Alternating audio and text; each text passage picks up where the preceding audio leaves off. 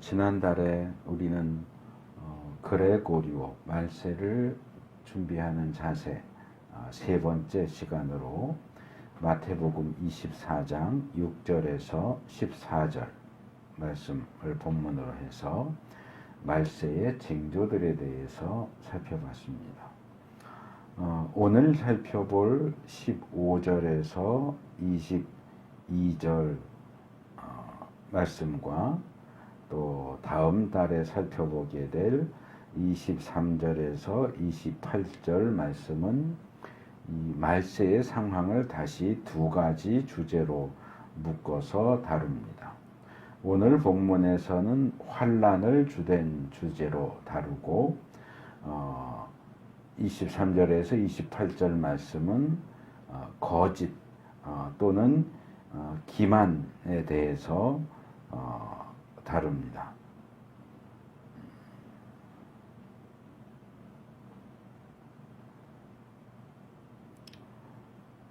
그래서 이 말세의 현상들이 여러 가지로 나타나지만 말세를 사는 하나님의 백성들이 특별히 주의해야 할 것 두 가지, 외부로부터 오는 환난과 그리고 내부로부터 오는 기만과 거짓을 주의하라고 요약해서 중심되는 내용을 두 가지로 말씀을 하십니다. 그래서 오늘은 환난에 대한 내용을 살펴볼 텐데 오늘 본문은 크게 세 부분으로 나눌 수 있습니다. 첫 번째 부분이자 제일 긴 단락인 15절에서 19절은 이 말세의 큰 환난이 시작되는 때를 알 수 있게 해주는 어떤 징조와 표식으로서 황폐하게 하는 가증스러운 물건이 거룩한 곳에 서 있는 것을 보게 되는 상황을 제시하십니다. 우리가 말세의 징조들을 살펴볼 때 제일 먼저 나왔던 것이 전쟁, 기근, 지진 이 세 가지고 이것이 진통의 시작이다라고 말씀을 하셨는데 이 가증한 물건이 거룩한 곳에 서는 그것은 큰 환난의 시작이다 이렇게 말씀을 하십니다. 그래서 그동안 일어났던 모든 환난들 가운데서 가장 최악의 그리고 최대의 환난이 시작되는 표식이 바로 가증한 물건이 거룩한 곳에 서는 것이다 이렇게 이해할 수 있습니다. 문제는 우리가 이 본문에 나오는 황폐하게 하는 가증스러운 물건이 거룩한 곳에 서 있게 된다 하는 것이 도대체 어떤 상황을 가리키는 것이냐 하는 것을 우리가 잘 알지 못한다고 하는 겁니다.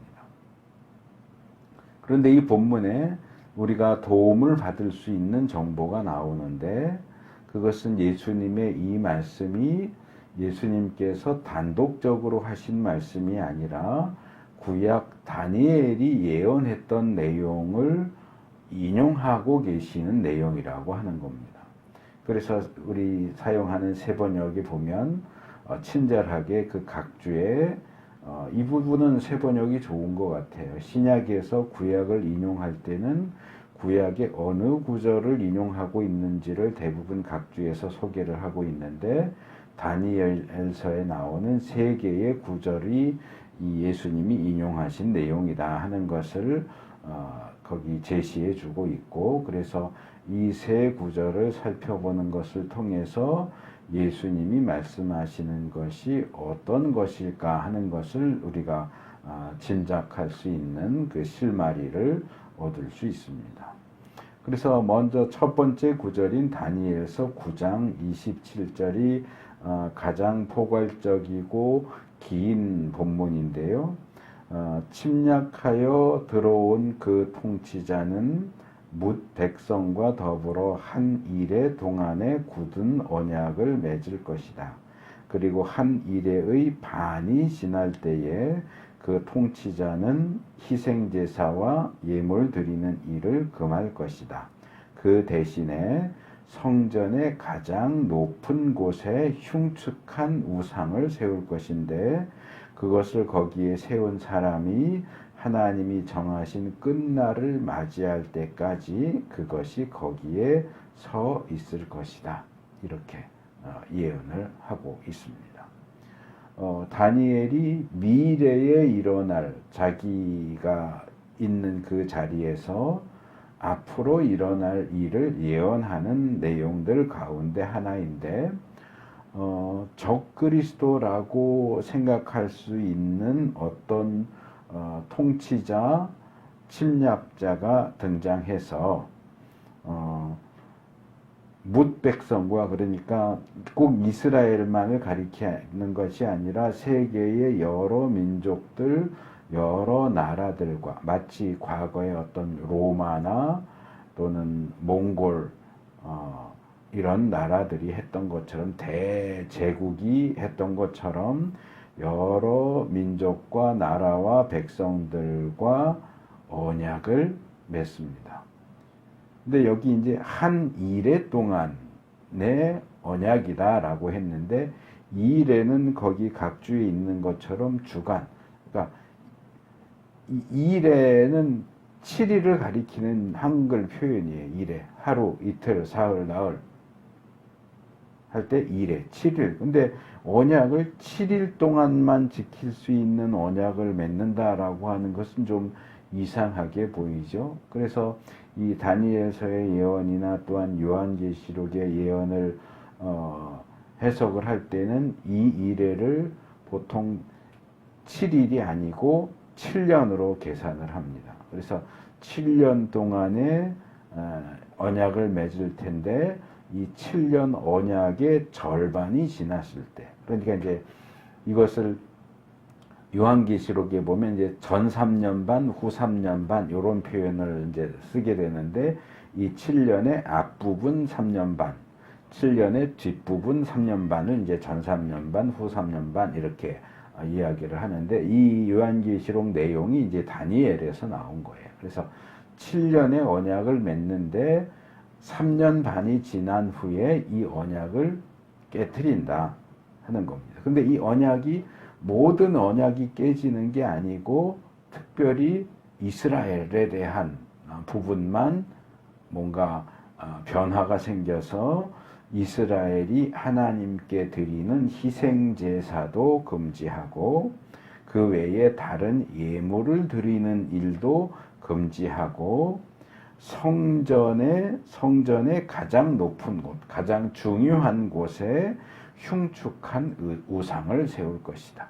그래서 이 뒤에 부분은 좀 잘 주의해서 읽으셔야 되는데 그 흉측한 우상을 거기에 세운 사람이 하나님이 정하신 끝날을 맞이할 때까지, 그러니까 하나님이 정하신 끝날을 맞이할 때까지 그러면 그냥 펀뜩 말세, 종말, 예수님의 재림 이렇게 생각할 수 있는데 부문을 자세히 보시면 거기에 세운 사람이 끝날을 맞이할 때까지, 그러니까 적그리스도가 멸망하는 날까지 그 우상은 그 자리에 서 있게 될 것이다 라고 하는 내용입니다. 그래서 이 부분은 미래에 대한 예언이기도 하고 또 사용된, 제가 아까 이래에 대한 설명을 했지만 사용되는 어떤 용어나 이런 부분들이 사실 그냥 한번 쓱 읽어가지고는 이렇게 쉽게 납득하기 어려운 부분들이, 어떤 상징적인 부분들도 있고 모호하고 애매한 부분들도 있어서 우리가 이 본문들을 읽을 때, 이 예언들을 읽을 때 이렇게 뭔가가 분명하게 확 와닿지 않는 그런 어려움이 있습니다. 그래서 보통 말은 아까 말씀드린 것처럼 한 일회를 7년으로 계산해서 71회 그러면은 이제 70년 이렇게 얘기하는데, 또 이 71회 가운데서도 앞에 63일회하고 뒤에 나오는 7일회를 또 시간 간격을 떨어지게 해서 앞에 63일회는 신구약 중간 시대까지 일어나는 일로 보지만 또 뒤에 떨어져 나온 7일회는 마지막 때에 일어날.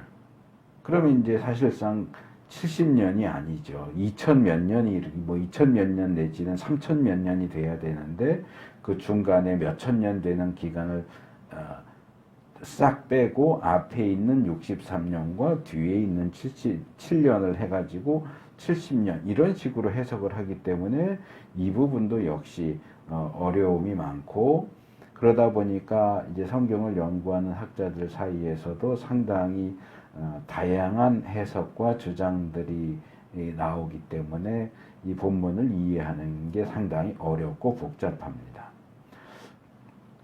그런데도 불구하고 이제 이 다니엘서의 예언을 연구하는 이 학자들의 주장들을 쭉 이렇게 훑어보다 보면 대부분이 동의하는 내용이 몇 가지가 나오는데 그 중에 하나가 이겁니다.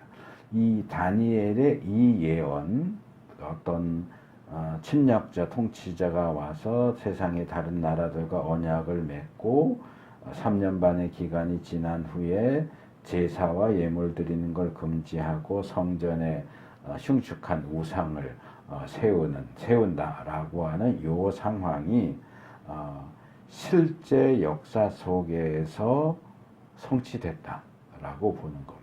근데 이 성취가 한 번에 성취된 게 아니고 두 번에 성취됐다고 봐요. 그래서 하나는 솔로몬 성전이 무너지면서, 그러니까 느부갓네살에 의해서 유다가 망하면서 네 번의 포로 가운데 이제 한 번 완전히 솔로몬 성전까지 완전히 무너뜨리는 사건이 일어나는데 솔로몬 성전이 무너지는 사건에서 한 번 성취됐다. 그리고 제가 종종 말씀드렸던 이 신구약 중간 시대에 이스라엘을 통치했던 국가와 지도자 가운데 하나 북쪽에 있는 시리아 왕조의 안티오커스 에피파네스라고 하는 이 지도자가 아주 엄청나게 유대 사람들을 핍박을 했는데 이 당시의 성전은 스룹바벨 성전이죠. 솔로몬 성전은 과거에 무너졌고 포로에서 돌아와서 스룹바벨 성전이 쭉 이제 존재하고 있는 상황에서 이 성전 번제단에 금지된 짐승인 돼지를 잡아서 제사를 드리게 한다거나 유다 사람들에게 금기인 돼지고기를 억지로 먹게 한다거나 할례 받는 것을 금지하거나 또는 이 역사 기록을 보면 예루살렘에 제우스 신상을 세웠다고도 하고 또 성전에는 자기 모습을 딴 신상을 세웠다고도 하고 이런 여러 가지 일들을 하는데 이 안티오코스 에피파네스가 이 신구약 중간 시대에 행했던 그 일들이 다니엘이 예언했던 것과 아주 비슷하기 때문에 첫째는 솔로몬 성전이 무너질 때, 둘째는 이 안티오커스 에피파네스에게서 이 다니엘 예언이 두 번에 걸쳐서 성취됐다. 이것은 이제 대부분의 학자들이 동의하는 내용입니다. 이제 여기 하나를 더 추가해서 말하자면 지금 읽은 이 본문에서 예수님께서 그리고 예를 들어서 요한복음 11장 33절에 보면 이 다니엘서에 나오는 7일의 절반인 3년 반이죠. 3.5일에 3년 반을 날로 계산하면 1260일이거든요. 그래서 요한계시록 11장 3절에 보면 1260일에 대한 얘기가 나와요. 다니엘에도 다른 구절에 1260일에 대한 얘기가 나오고 그래서 예수님도 다니엘서의 예언을 인용하셨지만 사도 요한도 요한계시록에서 이 다니엘서의 이 예언을 인용하면서 마지막 때에 다시 한번 그런 일들이 일어날 것이다 라고 말세와 다니엘서 예언을 연결하고 있는 것을 볼 수 있습니다. 그래서 말세의 징조에 대해서 다루면서 뭐 전쟁, 기근, 지진 이런 같은 것들이 인간 역사에서 없었던 적은 없고 늘 있어 왔지만 그럼에도 불구하고 그것들을 말세의 징조라고 제시하는 것은 마지막 때가 가까울수록 그 전쟁, 기근, 지진 같은 것들이 더 양적으로 빈번하게 발생하고 질적으로 더 심하게 발생할 것이기 때문에 그것을 말세의 징조라고 제시하고 있다라고 이제 설명을 드렸는데, 마찬가지로 다니엘서의 이 예언도 1차적으로는 솔로몬 성전의 파괴에서, 2차적으로는 안티오코스 에피파네스의 그 만행에서, 그리고 3차적으로는 마지막 때에 큰 환란이 오기 직전에 이 비슷한 형태로 예언이 삼중적으로, 뭐 삼중적이라고 할 수도 있고 다중적이라고 할 수도 있고, 그래서 이것을 이제 신학에서는 삼중적, 몇 중적 성취 또는 다중적 성취 이렇게 말해요. 그러니까 다니엘서 예언은 한 번만 성취가 되는 게 아니고, 예를 들어서 예수님의 탄생, 예수님의 죽음은 한 번만 성취되죠. 반복되지 않아요. 그런데 어떤 예언들은 반복해서 다른 시대에 다른 사람에 의해서 반복적으로 성취되는데 그것을 다중적 성취라고 하는데, 다니엘서의 예언이 이렇게 삼중적으로 또는 다중적으로 성취된다고 하는 겁니다.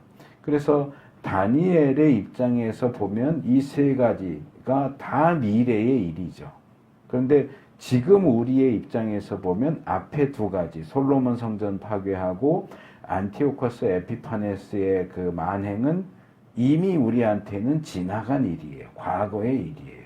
그리고 하나만 남아있는데, 큰 환란이 오기 직전에 말세에 일어나는 또 한 번의 세 번째 성취가 남아있는데, 이것은 역시 미래의 일에 대한 예언이고, 또 그 사용되는 어떤 언어나 표현들이 좀 모호한 면이 있기 때문에 우리가 이 예언에 대해서 이건 확실히 이거야 라고 말하기는 어렵습니다. 하지만 다니엘의 예언과 1차 성취와 2차 성취를 다 이렇게 취합해서 보면 이 말세에 있을 3차 성취가 어떤 형태의 것이 될 것인가 하는 것을 추측해 볼 수는 있습니다. 그래서 마지막 때에 일단 이 부분에서도 또 어려움이 있는데, 다니엘이 이 말씀을 예언할 때는 아직 성전이 파괴되기 전이에요. 다니엘은 1차 포로 때 잡혀갔으니까 아직 성전이 있단 말이에요. 그래서 성전이 존재하고 있는 상황에서 이 예언을 하고 있기 때문에 기존에서 있는 성전이 파괴되는 것이 이 예언의 성취다 이렇게 말할 수 있는데, 지금 우리 시대에는 성전이 지금 없단 말이에요. 그 성전이 없기 때문에 성전이 파괴된다라고 말하기는 어려워요. 그렇다면 지난번에 언젠가 그 성전에 대해서 제가 쭉 개괄해 드린 적이 있잖아요. 성막에서 성전으로, 수룹바벨 성전으로, 또 헤롯 성전으로, 에스겔 성전에 대한 내용까지 쭉 그림도 보여드리고 쭉 개괄을 했는데, 수룹바벨 성전이 재건되고 헤롯 성전으로 증축되었던 것이 AD 70년에 또 무너져 내렸단 말이에요. 그래서 지금과 같은 상태에 있는데, 만약에 다니엘서의 예언을 문자적으로 가져와서 마지막 때에 성전이 무너질 것이다 라고 말한다면, 그 중간 언제 성전이 다시 한번 세 번째로 또 재건되는 일이 일어나야 하겠죠. 근데 이제 이 부분은 명확하지 않아요. 일단 다니엘의 예언이 성전이 존재하는 것을 전제로 주어진 예언이기 때문에, 성전이 존재하지 않는 지금 우리 입장에서는 다시금 성전이 파괴된다. 성전이 파괴되기 위해서는 성전이 존재해야 되니까 언젠가 성전이 먼저 지어질 것이고 다시 세 번째로 지어진 그 성전이 그때 가서 또 파괴될 거야. 이렇게까지 설명하는 데는 조금 어려움이 있지 않겠는가.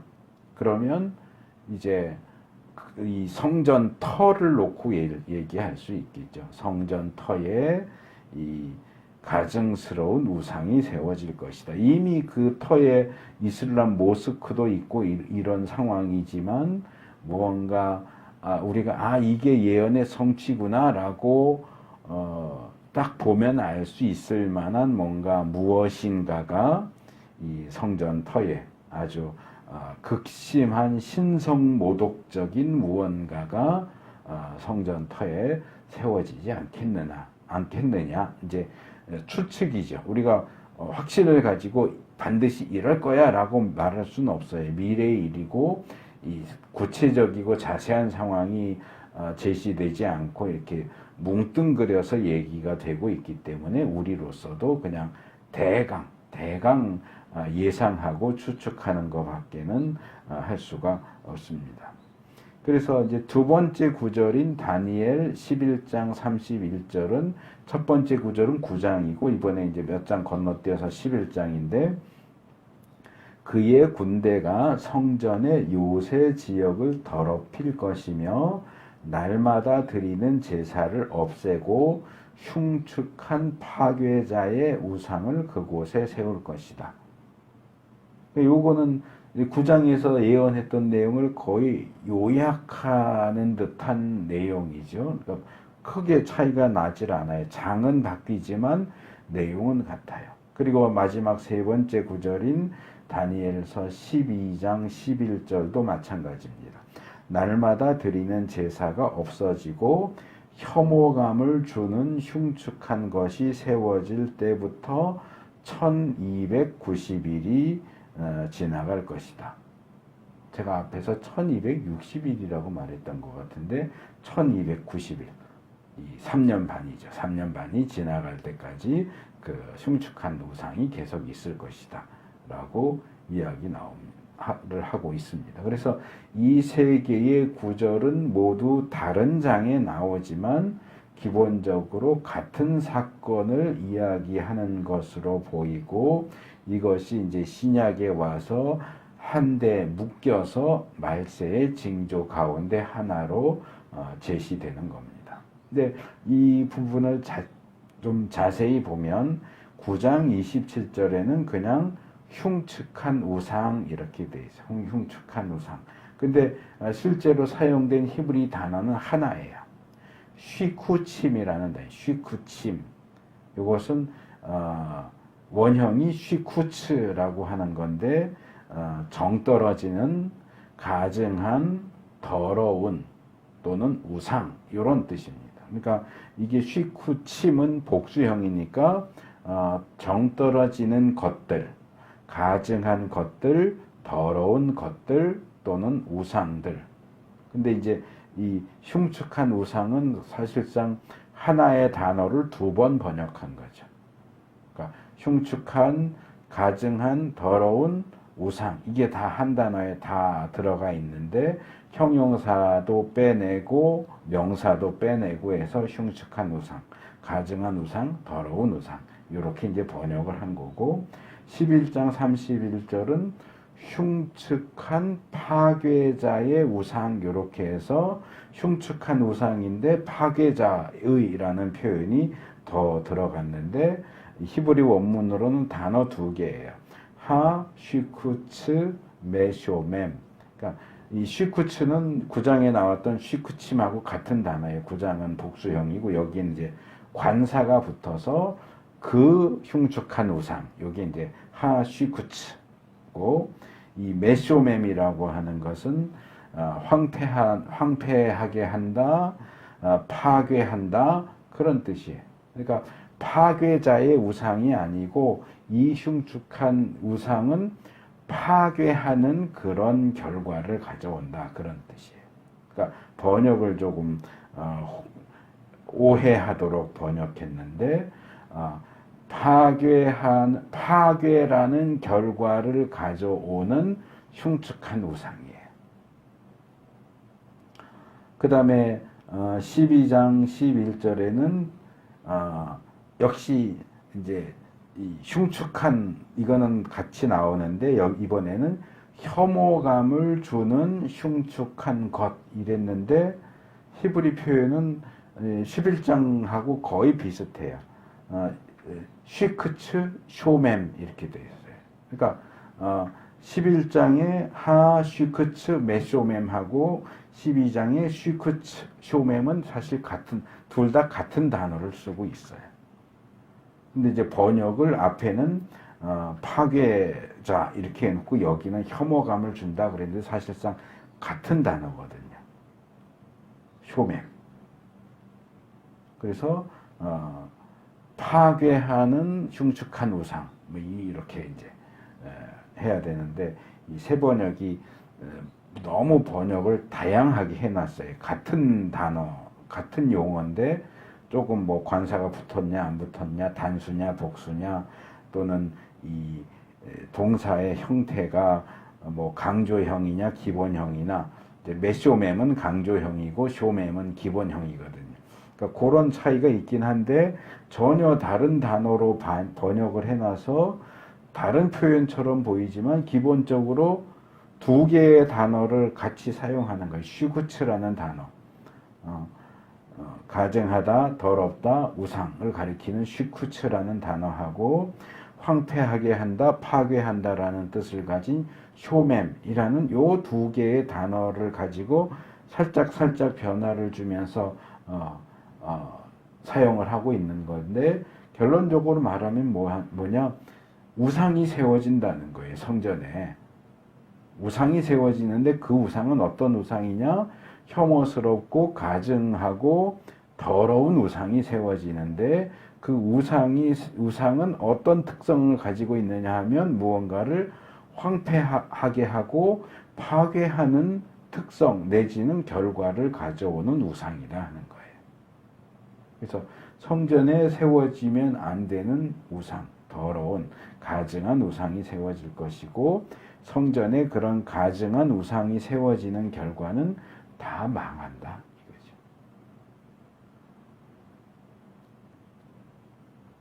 그래서 슈크츠는 우상 자체와 그것이 가지는 어떤 특징, 혐오스러움, 가증함, 더러움을 가리키고, 쇼mem은 우상이 가져오는 결과, 황폐와 파괴를 가리키는 표현이다.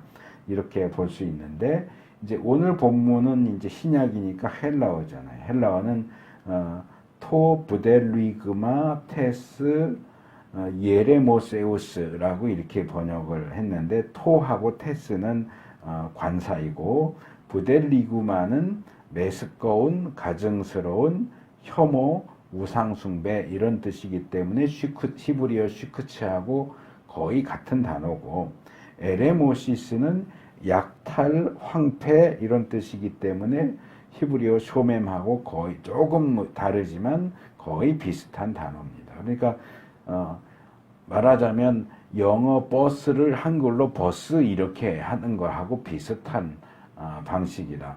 뭐 프랑스를 불란서 이렇게 표기하는 것하고 비슷한 방식이다. 이렇게 이해를 하시면 되고, 그래서 이것을 풀어서 말하면 멸망 또는 파괴, 황폐를 가져오는 혐오스러운 가증한 우상, 이렇게 이제 이해를 하면 되겠죠. 그래서 현재의 우리로서는 정확하게 알 수는 없지만 마지막 때에 무언가 지독하게 신성모독적이고 혐오스럽고 가증스러워서 우리가 그것을 보면, 그것이 이 거룩한 곳에 세워지는 것을 보면, 이제 정말 세상이 끝장났구나, 끝나겠구나 라고 생각할 수 있도록 만드는 무언가가 성전 또는 성전이 있던 터에 세워지게 될 것이다. 그것을 전 세계가 목격하게 될 것이다. 이게 이제 예수님이 말씀하시는 큰 환란의 시작을 가리키는 어떤 징조 내지는 표적인 거죠. 그러면 우리가 마지막 때의 그런 현상, 그런 사건을 보면 뭘 어떻게 해야 되느냐? 우리는 지금 저도 그랬지만 이 말씀이 이해하기가 어렵기 때문에 예수님이 말씀하시는 게 도대체 뭘까 하는 것에 더 많은 관심과 초점을 갖게 되지만 이렇게 이어지는 내용을 보면 예수님께서는 그 사건과 상황이 어떤 것이냐 보다는 그 다음 내용에 더 많은 관심을 가지고 계시는 것 같아요. 그래서 뭐라고 말씀하시느냐? 그러는 것을 보게 되거든 잃는 사람은 깨달아라. 그것을 보면 깨달아라. 뭘 깨닫느냐? 예수님이 예언하신 그 징조가 지금 성취됐구나. 나타났구나. 이게 그 사건이구나. 라고 깨닫는 것도 있는데 또 이어지는 내용을 보면 뭐냐? 도망가야 되는구나. 도망가야 돼. 라는 것을 깨달으라는 거예요. 그 사건을 보고 저게 어떻게 생겼구나, 저게 뭐구나, 누가 세웠구나. 근데 그게 저기에 세워졌네. 이걸 연구하는 게 아니고 그것을 보면 바로 튀어 하고 도망가야 된다는 걸 깨달으라는 거예요. 그리고 이제 이어지는 16절에서 19절은 이런 상황이 벌어졌을 때 어떻게 해야 하는지를 상당히 장황하게 나열을 하고 있는데 이렇게 장황하게 나열하고 있는 것은 역설적으로 그런 상황이 벌어졌을 때 얼마나 그 상황이 위급하고 급박한 상황이냐를 강조하기 위해서 장황하게 설명을 하세요. 그래서 16절에 보면 그때의 유대에 있는 사람들은 이렇게 얘기하는데 일단 장소적으로 우상이 성전에 세워지니까 성전에 세워진다라고 했으니까 당연히 가장 가까이 있는 사람들은 유대에 있는 사람들이겠죠. 그러니까 성전이 존재하던 시대에 성전과 관련해서 예언된 내용이기 때문에 유대에 있는 사람들은 이라고 말하고 있고 그래서 다니엘서도도 또 오늘 본문도 또는 요한계시록도 계속 유대, 이스라엘 이런 식으로 성전 이렇게 물리적인 성전과 물리적인 예루살렘과 물리적인 유대인을 언급을 하지만 오늘날 우리에게는 이것이 물리적인 의미가 아니라 영적인 상징적인 의미로 받아들여야 된다. 그러면 가증한 것이 세워지는 것을 보면 유대 땅에 있는 사람만 도망가면 되고 한국 땅에 있는 사람은 도망가지 않아도 된다는 얘기일까요? 그 얘기는 아니죠. 그런 사건이 벌어진다면 예수 믿는 하나님의 백성들은 도망가라 그 얘기예요. 성전에 가증한 게 세워지면 그 근처에 있는 유대인들은 예를 들자면 감람산으로 도망가라 그 얘기가 아니고 그런 사건이 일어난다면 일단 예수 믿는 사람들은 피해야 된다. 도망가야 한다 하는 얘기죠. 그래서 이런 예언의 말씀을 볼 때 이것을 문자적으로 볼 거냐 상징적으로 볼 거냐 하는 것이 이제 크게 문제가 되는데 그런 것들을 전혀 감안하지 않고 그것을 문자적으로만 봐서 예를 들어서 스가랴서에 하나님이 감람산에 강림하신다고 했으니까 하나님을 맞이하기 위해서는 그 감람산 근처로 이사가자 이런 주장을 하는 사람들이 아직도 있는데 그건 성경을 잘못 이해하는 거예요. 예수님이 재림하실 때 감람산 근처에 있는 사람만 볼 수 있게 재림하시는 게 아니잖아요. 전 세상에 있는 모든 사람들이 볼 수 있게 재림하시잖아요. 그래서 구약의 어떤 물리적이고 지리적이고 어떤 제한적인 예언이 신약의 어떤 상징적이고 전체적인 예언과 맞물려져야 하고, 또 제가 언젠가 이 단체 카톡방에 보냈던 것처럼 구약 종말론은 신약 종말론에 의해서 수정 보완해서 읽고 이해해야지, 신약 종말론을 무시하고 구약에 나오는 예언만 문자적으로 주장하면 그럼 그건 신약을 무시하는 게 되고 성경 전체적인 가르침을 무시하게 되는 거기 때문에 조심할 필요가 있습니다. 그래서 신약의 본문도 오늘 본문처럼 구약을 그대로 인용하는 경우에는 전체 신약의 가르침에 비추어서 그것을 이해해야지, 구약적으로 이해하면 안 되고 신약적으로 이해해야 한다 하는 것을 좀 알고 계시면 더 좋겠다 말씀을 드리고요. 그래서 그런 점에서 성전에서 또는 성전이 있던 그 자리에서 신성 모독적인 사건이 발생했을 때 산으로 도망가라 라는 이 말씀은 물리적인 성전과 성전 근처에 있는 감람산을 가리키는 것이 아니고 전 세계적이고 포괄적인 어떤 지독한 신성 모독적인 사건이 일어났을 때 신자들은 피신해야 된다 하는 일반적인 의미로 이해해야 합니다. 그래서 16절에 이 산으로 도망가라 하는 것은 일반적인 의미에서의 피난, 꽤 전에 오래전에 나왔던 뭐 동막골 이런 영화 보면 전쟁이 났는데 산에 너무 깊숙한 산 속으로 피난에 가 있으니까 전쟁이 난지도 모르는 그런 상황이 벌어지잖아요. 그러니까 이 산으로 도망가라는 게 그런 거예요. 전쟁의 여파를 받지 않을 수 있는 곳으로 도망가라. 그렇게 이제 이해를 하시면 돼요. 그래서 산으로 도망가라는 일반적인 의미에서 피난을 가리킨다면 이어지는 17절, 18절. 지붕 위에 있던 사람들은 집 안에 있는 물건 가지러 들어가지 말고 곧바로 도망가라.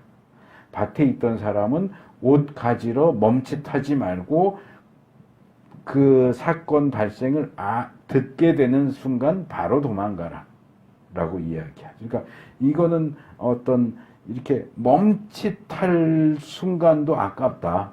잠깐 그 지붕에서 내려와서 집 안에 들어갔다 나오는 그 시간도 아깝고 굉장히 위험하다.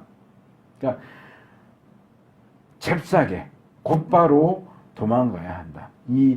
이 사건을 시작으로 해서 퍼져나갈 큰 환란이기도 하고 매우 급격하게 퍼져나가는 굉장히 위급하고 험난한 상황이 될 것이기 때문에 뭐 챙겨가야지, 가져가야지, 그러면 죽어.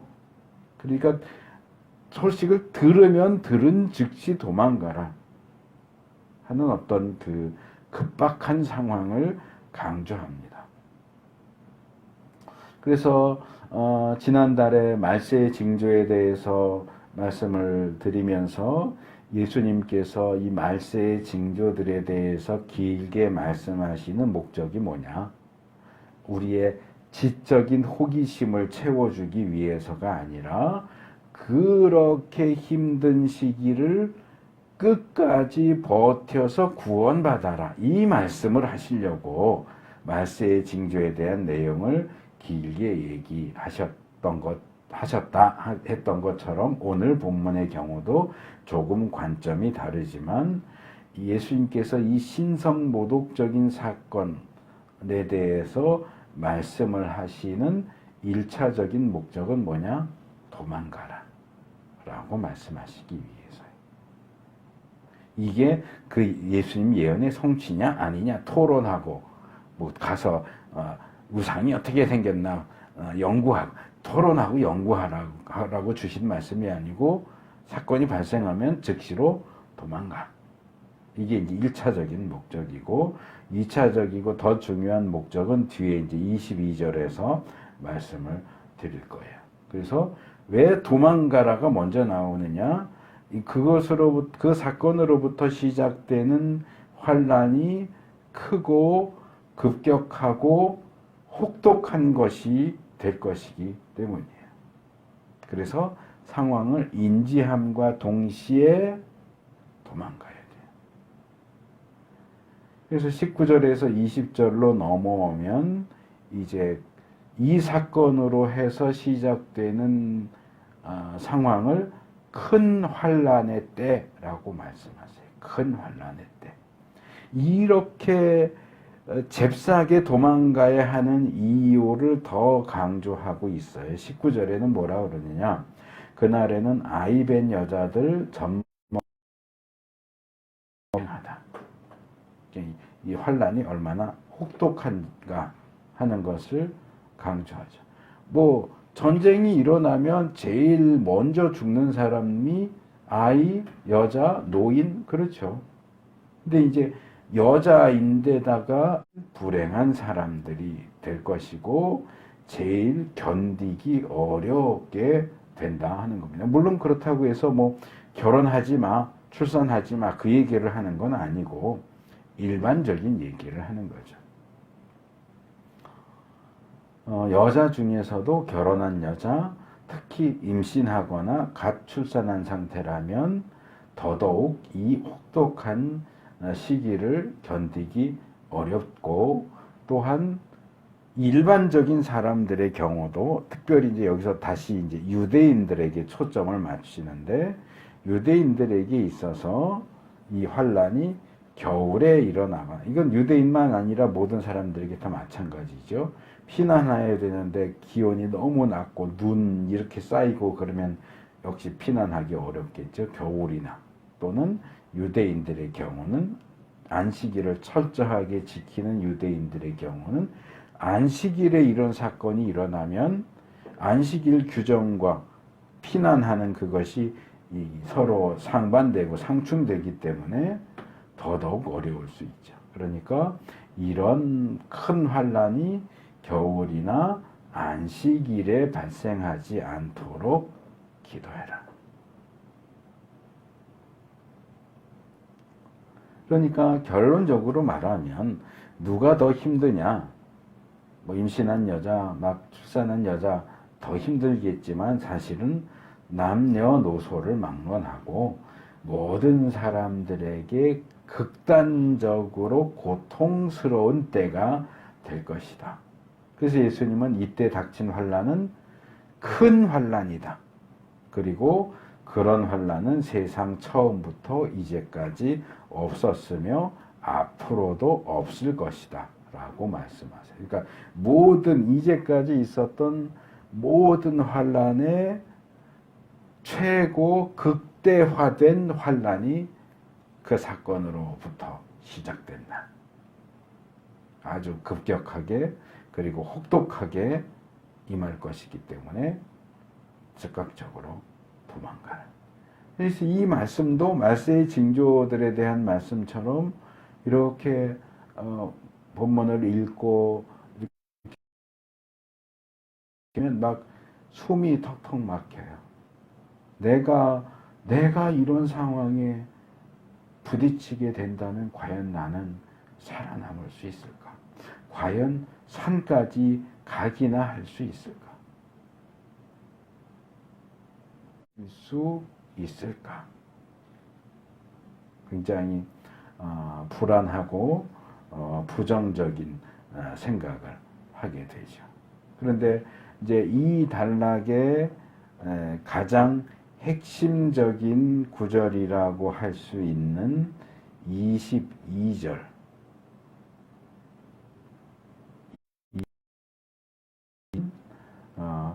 말세의 징조들에 대한 여러 내용들 가운데 가장 핵심적인 것으로 13절에서 끝까지 견뎌라. 끝까지 견디는 자만 구원을 받는다. 라고 이렇게 이 큰 환란에 대한 말씀 가운데 이 22절 말씀이 송곳처럼 푹 찌르고 나와요. 그게 뭐냐? 그 환란의 날들을 줄여주지 않으셨다면 구원 얻을 사람이 하나도 없을 것이다. 그러나 하나님께서 그 날들을 줄여주실 것이다. 그러니까 말세의 큰 환난과 관련해서 핵심적인 내용은 뭐냐? 하나님이 그 큰 환난의 기간을 줄여주신다. 줄여주실 것이다. 그러니까 말세의 징조 채찍이라면 22절은 당근이에요. 그래서 많은 경우가 그렇듯이 대부분의 일들은 하나님이 일하시는 것과 인간이 일하는 것이 맞물려서 돌아가죠. 말세의 큰 환난 가운데서 우리 믿는 이들은 끝까지 견디기 위해서 노력해야 하고 하나님께서는 끝까지 견뎌서 구원 얻을 선택 너무나 큰 환난이기 때문에 너무나 강력한 환난이기 때문에 사람은 아무도 이 큰 환난을 통과할 수가 없어요. 그래서 이 기간이 원래 하나님이 정하셨던 대로 그 기간만큼 주어진다면 선택받은 자, 구원받을 자, 견디던 자 아무도 하나도 남지 않고 다 망하게 돼 있어요.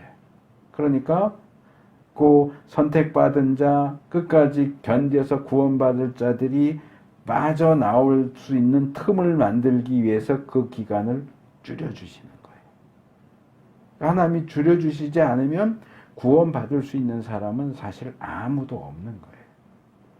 그러니까 그 환난을 통과하고 나온 사람이 나는 끝까지 견뎌서 구원받았어 이렇게 말할지 모르겠지만 사실은 그 끝까지 견디는 것도 하나님이 그 기간을 줄여주시지 않으면 불가능한 일이었다.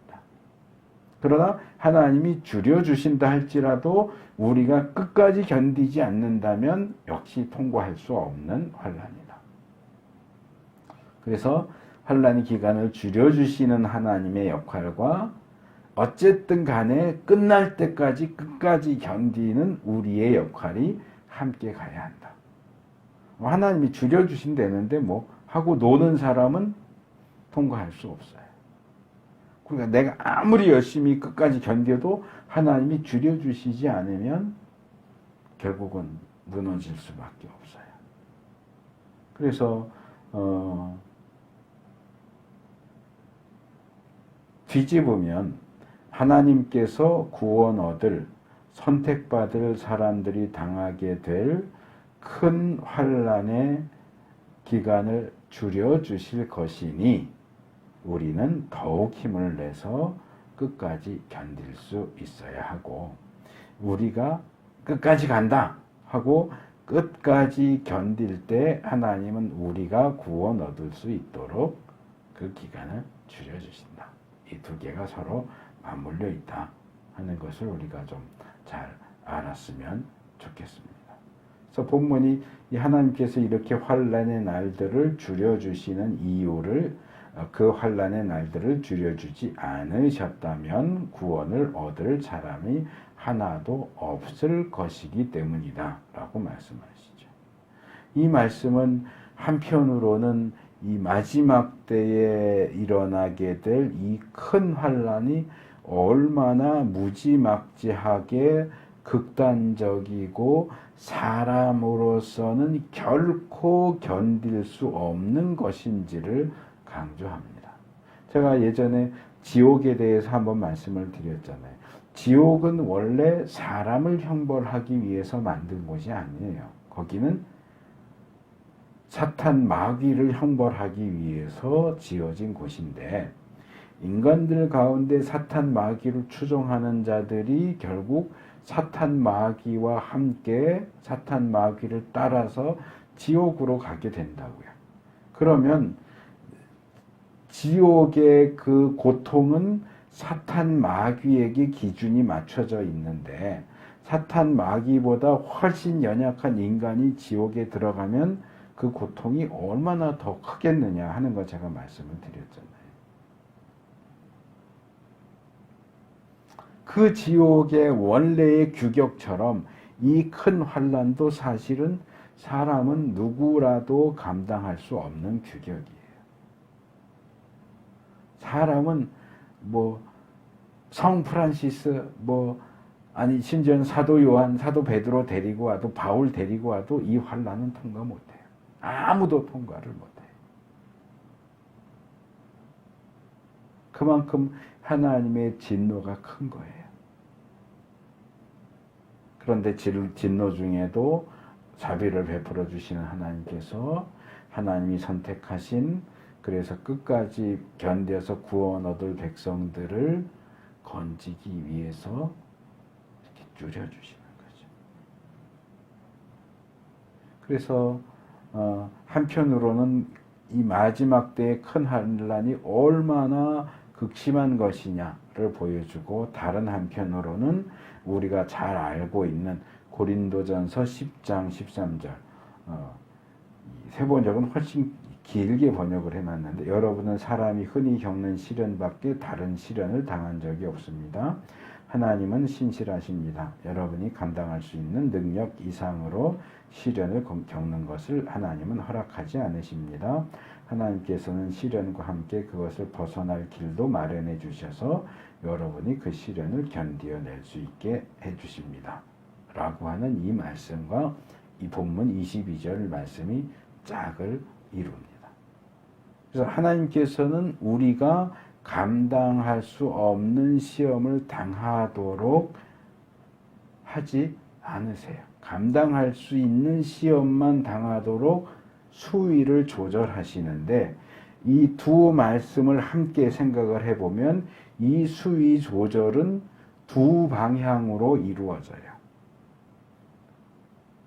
고린도전서가 말하는 것은 사람 방향, 사람에게는 어떻게 영향을 끼치는가를 보여주고 오늘 본문 22절은 우리에게 오는 시험 방향으로는 어떻게 작용되는가 하는 것을 보여줘요. 그래서 하나님께서는 시험과 관련해서는 시험에 있어서 사람과 관련해서는 우리에게 피할 수 있는 힘을 주세요.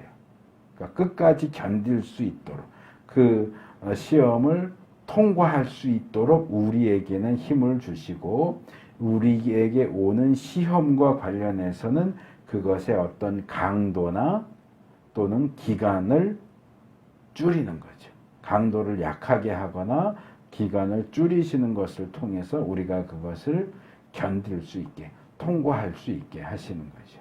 그러니까 이중적으로 안전장치를 하시는 거예요. 우리는 강하게 하시고 시험은 약하게 하셔서 결국 하나님이 선택하신 구원받을 자들은 견디고 나올 수 있게 해주신다 하는 거죠. 그래서 오늘 우리는 말세에 있을 극단적으로 신성모독적인 사건과 그것에서부터 시작되는 정말 극악한 난이도의 큰 환난에 대해서 살펴봤습니다. 기억하실지 모르겠는데 제가 전에 창세기 하면서 요셉이 받은 유혹, 시험을 얘기하면서 대부분의 어떤 환난, 시험, 유혹에 대해서는 우리가 대항하고 맞서서 싸워야 되지만 이 요셉이 당면한 그런 성적인 유혹 같은 것에 대해서는 맞서 싸우려고 하지 말고 도망가야 된다 라고 말씀을 드렸던 적이 있습니다. 마찬가지로 말세에 있을 이 큰 환난은 도망가야 되는 거예요. 도망가는 것 외에는 답이 없어요. 우리는 그것을 뚫고 나갈 수 없어요. 그리고 우리가 취약한 상태에 있을 때 그런 환난이 우리에게 닥치지 않도록 기도해야 됩니다. 제가 대학 다닐 때 한번 6.25가 주일이었던 날이 있어서 그 설교를 하면서 이 구절을 했어요. 이 시련이 겨울이나 안식일에 오지 않도록 기도해라. 근데 실제로 6.25 사건이 일어났던 그 해 6월 25일은 주일이었어요. 그게 뭘 의미할까? 왜 우리나라의 6.25 사건 전쟁이 하필이면 주일날 일어났을까? 그것이 우리에게 주는 교훈이 있다. 그러니까 유대인들에게는 안식일인 거고 우리한테는 주일인 거죠. 우리가 가장 취약할 때, 우리가 가장 안심하고 있을 때 마치 쓰나미가 몰려오듯이 화산이 터져서 용암이 막 밀려 내려오듯이 큰 환란이 우리에게 임하지 않도록 기도해라. 그러면 살짝 기간을 줄여 주시듯이 살짝 날짜를 변경시켜 주실 수도 있다. 기도해라. 그러나 그런 상황이 벌어진다면 도망가는 것 외에는 답이 없다. 도망가서 견뎌라. 원래대로라면 견디다 그냥 다 말라 죽어야 되지만 하나님이 환란의 기간을 줄여 주실 때니까 견디다 보면 환란이 결국 끝난다. 그래서 우리는 어떤 환란과 시험이 올지라도 끝까지 견디는 거예요.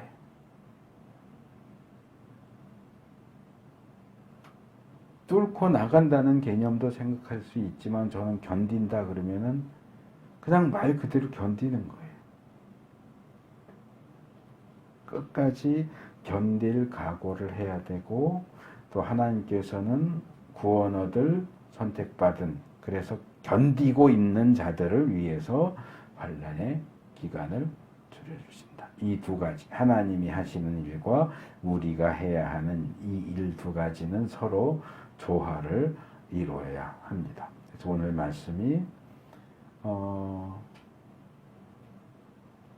우리가 살아있는 기간 중에 이 일들이 일어나지 않겠어요?